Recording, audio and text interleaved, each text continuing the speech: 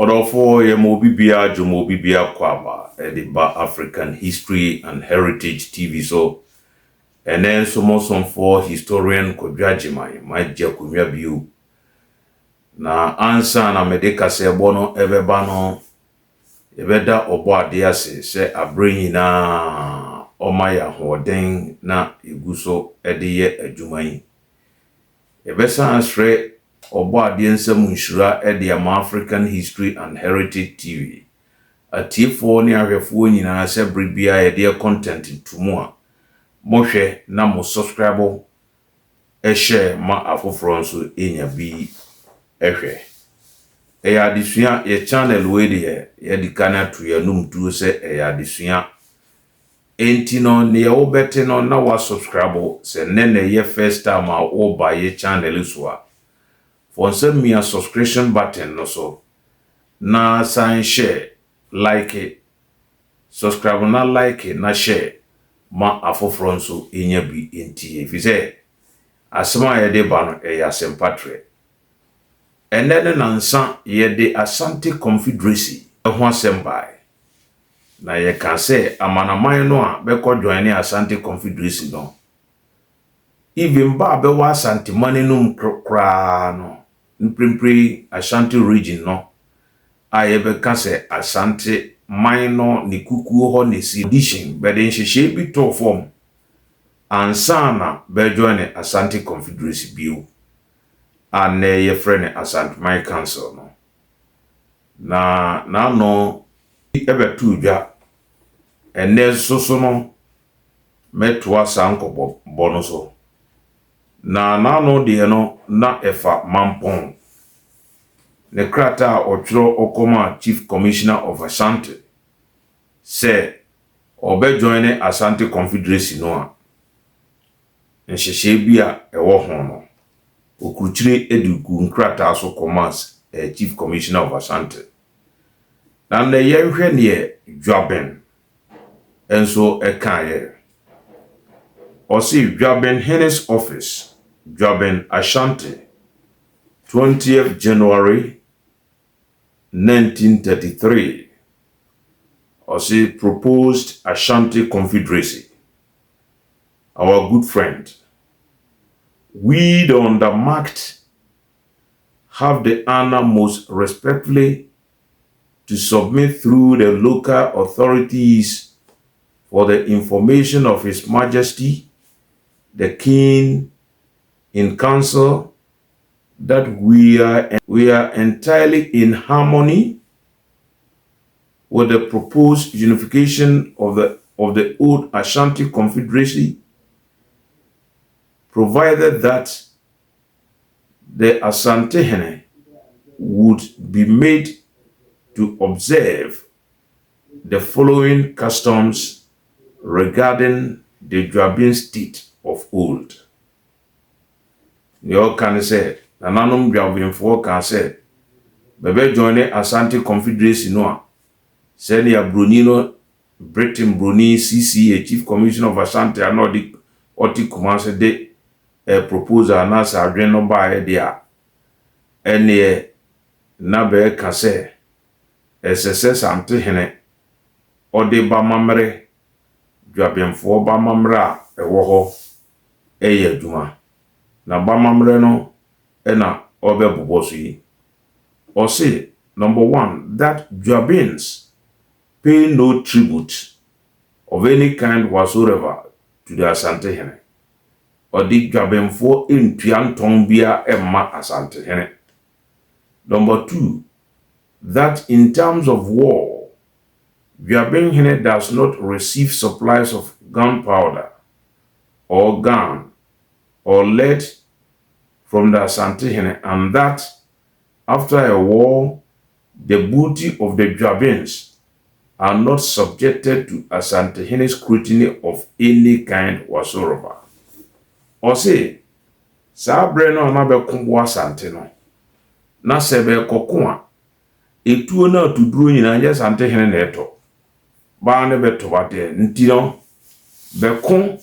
na senkunimdie ba na benya adododie bi efiri ntokwa no mu a se obi good na omakotabri kane no okon etia nipa no na japade nyina no wakofa wakolutu sebenya sa japade no a Asante hene ene ho kwan se ordinal no betutum se yekoko ntokwa no ne emu ya ye momfamra ne enche. Good. Number 3,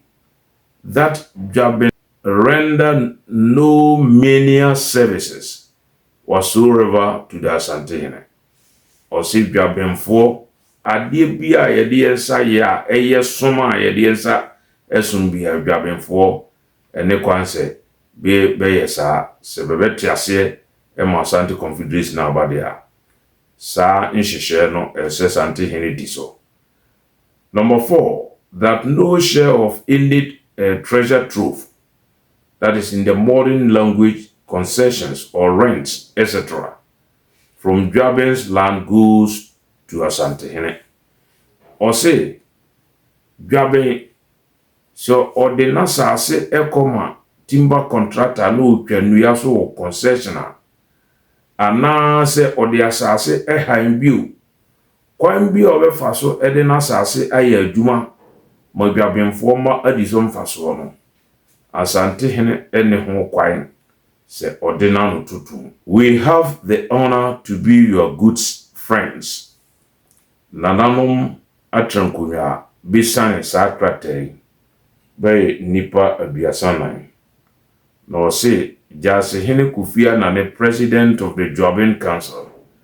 Barima Kwabna Sapon Benkum hene, Barima Kwadwa Sare Nifa hene, Barima Kwasinti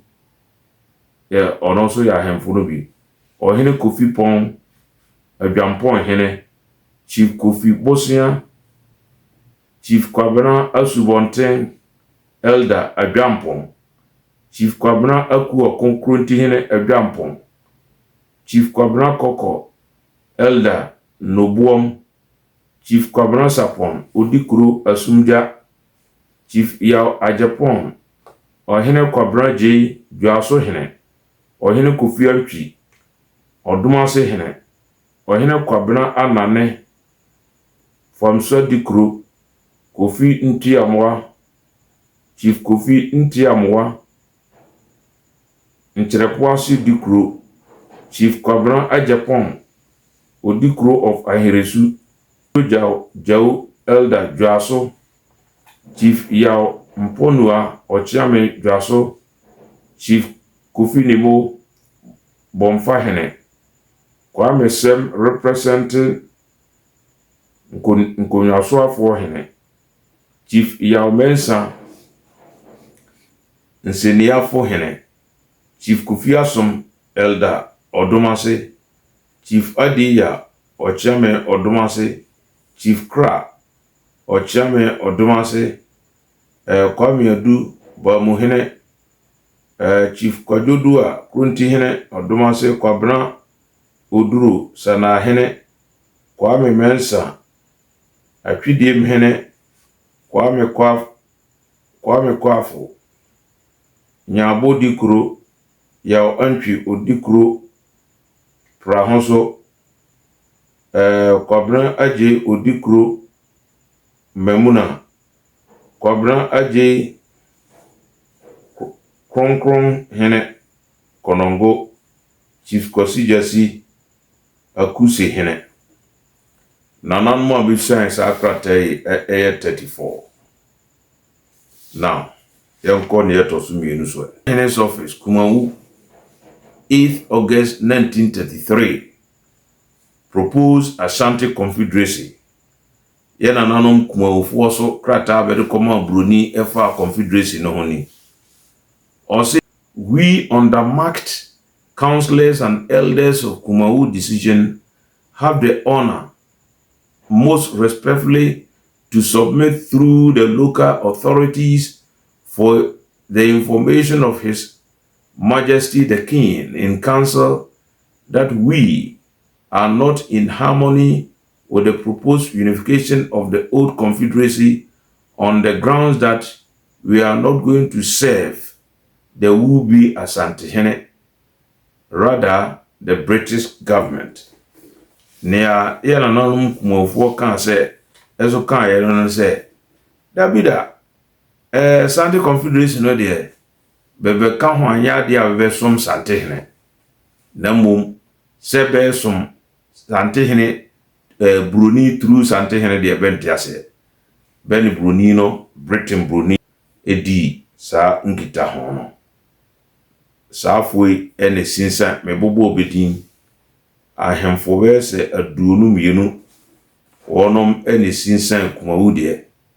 ena aduasanan enso isan dwabenhene ede odofo yemma ba mu eno ne da ho no wo se Ashanti region ba bi Asante man kukuo no sikura no ekoba se Bruni ba se benko the second Asante Confederation no hwe nhihye a bene beye nhihye a bene Santehene eyeye se Santehene omfane na no ntoto basem biam ode na no tomo ana eya futuo na ode ma wo na se obeye se ono bedi beso na bebeye ne nkoa de ose Davida we wasana ka letter se ade bi a yede nsa ye se many jobs anyanya de fa Santehene ba bi ote ho anyanya de no enya de abebe makwan na dwaben dehye wakotu sa anamo no wahu ene ade no ne da ho no ene da ho yo etibide masem ne se sa mra we abehye Asante man mu hofo no ba beti asese beko Confederation no bia no bede nhihye de be pese Confederation no be form ya eye bede to krata so be kan se badamfo ne Santehene enti there is no way se Santehene de ne sabe toto ben kunwase mu o kan bia ye woni kanko adehia bewo Ashanti region monhwere hwehya bene Santehene ehye nhihya bede koma Bruni se bebe kwa Ashanti Confederation dia sa nhihye we Santehene onye ready se obedi so benye na kwa be obefa hodie be dabe mane na mom ayonkofa na bebe ko now ye bonofo amokwa Asante my council meeting no nhihye we moyebi nhihye we munyebi muguso amote ho amoko no nyina na madwene mu no se ayayonkopa fa friendship kra na wo ne Santehene kofa oti ase na ekoda ne se wo kohye nase wo hye nase enu ntuma bribi onya kokoduro ka se bono ha ye ne dia no ba okoka ni kuo no ho no one naka se kuo na me be ka hom da mbrane me ye independent one ho kwan se me nkunwasem odo ho wano totom odo wano tomo a na afutuo na wode maye nyanse wo be tusu se we na yem candidate esem de akunwa no ma no ene ye nte wase lalai kosi Bruni jesa krata we na fakoto ye kote Asante Confederation na ye hu se Santehene o ye ne ho se ye mmehye nase anase ye nsom no ya de a ye betwen ye ho ayeden afri Asante Confederation no nia nananom abewa Asante region de koye no nti mo a ene mote Asante Confederation no monhwe ne ato sampafo nka sampa dabemane enti ekoba se Santehene bi teso na candidate bi wo mu a onye dehye kura no wo se wafa frakadam kwan bi so ma candidate no abeye dehye se utim kodi sampa konwa no bi enti wa wodo ho akobo Asante Man Council no sa to renchem we no ato sampa fo no emwo adwen ye o se entimi nto ebetimo ato ize kura enti nanka mo amoko join Asante Confederation no ana Asante Man Council no te se Japi Krofo ene Tuborom area ho ene across so Ajade Nkomi nanle no mo amakoka ho no Sa nhihye we mo ne sante hena ye. Se mo ne nye de na eya kachi ne bedi unyanso because mre na kwa ni mu no mre sesa wakoso ahone kina wakoso amprensa na akoye mra akoye nhye e de amon se sante hena ye overload enti ono ne esese otie no se agudie bia kra e wo mamu na se company bi betu a ono ne esese o san ho nkrata obesinsan ho nkrata na royalties a bebetua no ono wadika a tabiri ne de ansana ode abro sa ne ho pe no sa ene ho pe no odofo subscribe na share na nkomogbo we de eye adutwam sa ne mo pe no enti me de masem ne se aya bono ahemfo no a momo kono momo modern se mobe masante hene atiase se masase a motiso nyene dia moja pade enyene dia eya yonkofa na one nako nhihye no a mone no aye no oberen mobehwe se ono obedi so otiase sa na nipa etra wiase ene anibia ba ontimi nkasa wo kotena obi cancel mu just like that obreko a nhihye bia ena so now yentie ye na nanum tekmafo asema abeka 1933 or say Oman Hen's office Techimai worship the district commissioner Wenchi Kintampo district Wenchi, my good friend, in reply to your verbal talk and that of the assistant chief commissioner of Ashanti asking me to serve the government through Kumasi Hene, I have the honor most respectfully to stamp my bitter objection to accede to any inducement of that kind. My stool has a separate rule by means of its paramountcy, and on no account shall it be made to serve the government through any other stool. If matters are justifiably weighed by you, I think I will be free from worries of this kind. Nananom tetwafo na ebe kan beso kan yini. Eko ka kire Bruni se Asante Confederation no na bempese beko Bruni akasa akirebe na mo ni ebe pese Bruni etiase ene se na nanom tetmafo chese bokonwa no amamre ne amane a ho no edame ene asante de enti no benti ase masante hene emfa na no ntoto benkuwiase mu sa letewi a nananom tetmafo etwere ede koma Bruni 1933 abewo kope no enene eno ne ama Techimai asase a oteso abedi ono side nka sante hene beka se ye ne dia de se na o kase nkyera ye ne dia tubodom ye ne dia ne yakeka ka hota no subirin kru no ye ne dia no sana de no te enti me nananom amukwa Asante Confederacy me tumufo se be ye na muwu achi no amansu bi enkosore bia na wuwu achi no wa kwa Asante Confederacy ne no wuwu achi no ohina obeba no obeka se dabi me de me pass antesom na okote ne ho afirim no na eno so akoye problem enti fo metumo ne se monhwe ne na nanom twetwere koyi na monhwe beso na munsua be anye sa momano no